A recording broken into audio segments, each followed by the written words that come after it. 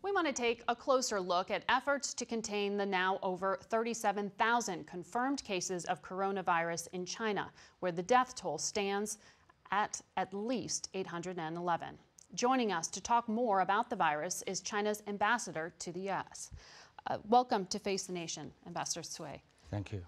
Our condolences for these Thank you very much. Hundreds of fatalities. Yeah. Why hasn't the virus been contained? Well, you see, this is a new virus. So virtually very few people knew anything about it at the beginning.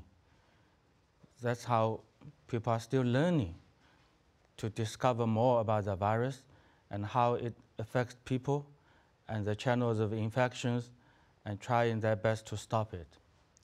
The U.S. has offered repeatedly to send CDC experts, American experts, to help out. Why does Beijing continue to ignore those offers? I don't think it's been ignored. First of all, we have... But you haven't said yes. Well, we welcome the American experts to participate in our efforts. And we are coordinating with the World Health Organization because a lot of things are done under the auspices of the World Health Organization. We certainly welcome American experts to join the expert group that the WHO is assembling. And I'm sure they will be going to China very soon. You expect Americans to be there as part of the WHO, but you don't want the CDC there? First of all, American experts are on the list recommended by the WHO. We certainly respect, I think all of us respect the WHO as the most professional intergovernmental body in the world. And for the US CDC, they have very frequent, regular contact with their Chinese counterpart, the Chinese CDC.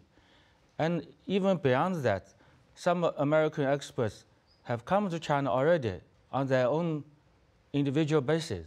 So there is ongoing contact, not only between the two governments, but also between the two CDCs and between the academic institutions, and even some American companies are also offering help, technical help. Well, I asked the question because it also gets at, there's a lot of unknown and a lot of suspicion because of that. And in fact, this week, Senator Tom Cotton, who sits on the Senate Intelligence and Armed Services Committee, suggested that the virus may have come from China's biological warfare program. That's an extraordinary charge. How do you respond to that? I think it's true that a lot is still unknown. And our scientists, Chinese scientists, American scientists, scientists of other countries are doing their best to learn more about the virus. But it's very harmful, it's very dangerous to stir up suspicion, rumors, and spread them among the people. For one thing, this will create panic. Another thing is that it will fan up racial discrimination, xenophobia, all these things that will really harm our joint efforts to combat the virus. Of course, there are all kinds of speculations and rumors. There are people who are saying that these viruses are coming from some military lab, not of China, maybe in the United States. How can we believe all these crazy things? You think it's crazy? Where did the virus come from? Absolutely crazy. Where did the virus come from? We still don't know yet. It's probably, according to some initial outcome of the research, probably coming from some animals. But we have to discover more about it. There has been some outcry on social media, particularly after the death of Dr. Li Wenliang. He had made public warnings for weeks before the government acknowledged this was happening. In fact, authorities had forced him to disavow what he had said previously, which turned out to be true. The Communist Party of China is now investigating this. Why? Well, we are all very saddened about the death of Dr. Li. He is a good doctor. He was a devoted doctor, and he did his best to protect people's health. We are so grateful to him. But you see, he was a doctor, and a doctor could be alarmed by some individual cases.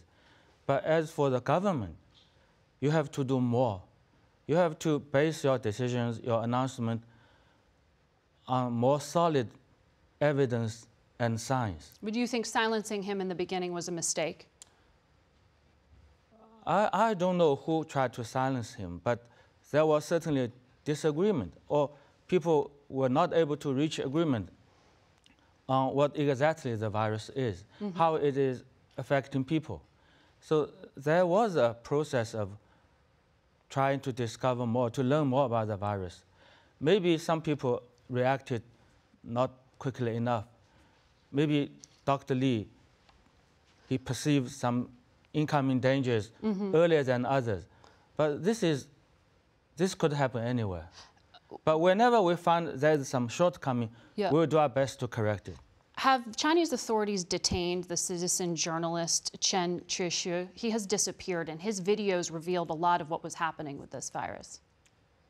I'm sorry, I have never heard of this guy, so I don't have any information to share with you. His videos are how the rest of the world has seen some of the images of what's happening. I want to also ask you quickly, Secretary of State Mike Pompeo gave an extraordinary speech yesterday to a number of governors from all around the United States. And he harshly criticized the Chinese Communist Party. And he said that your country is targeting states, cities, schools, academic institutions to try to figure out how to exploit them. What exactly is the intention of the Chinese government? Because the Secretary of State says it's not good.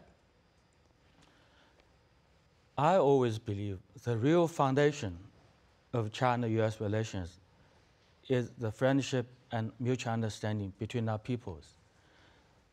So this is the root of state-to-state relations. And there's such an enthusiasm among American states, cities and towns, and ordinary Americans to learn more about China, to develop friendship with Chinese people, to facilitate cooperation between the two countries. Well, I don't think anybody has any reason to against the will of the people. Well, he specifically referenced concentration camps in Xinjiang. He talked about American institutions inadvertently investing in surveillance of Muslim minorities. Do you want to respond to that point? That's totally wrong. That's totally wrong. Because the core issue in Xinjiang is how to combat terrorism. You see, some years ago, until most recently, people in Xinjiang were victims to rising terrorist attacks. There were thousands of such attacks, hurting and even killing hundreds of thousands of people. So we have to do something to stop this threat to the very well-being and the lives of the people there. Okay. So with our tremendous efforts, now for the last 3 years, there has been no such terrorist attack. So people have a much better safety there, security there, and people are happy there. All right, Ambassador, thank you for telling your side of the story.